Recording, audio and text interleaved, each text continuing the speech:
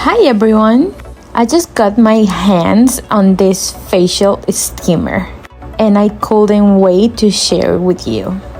Let's unbox it and see what makes this steamer so cool. Alright, so inside we got the steamer unit, wheels for easy mobility, and a few other accessories. It's all packed really neatly.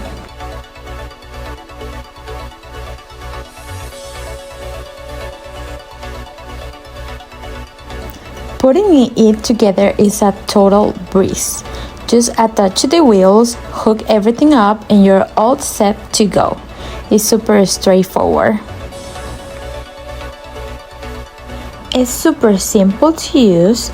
You've got the basic on and off button, a button to control the steam, and an ozone button, which I think is a cool feature because it helps to kill bacteria in the water. But here's where it gets even cooler. This light and magnifying glass.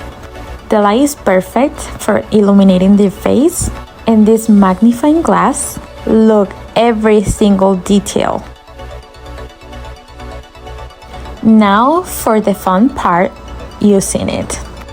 Just turn it on and the water will start to steam. It's just like magic. It's so relaxing. And this is the secret for the skin.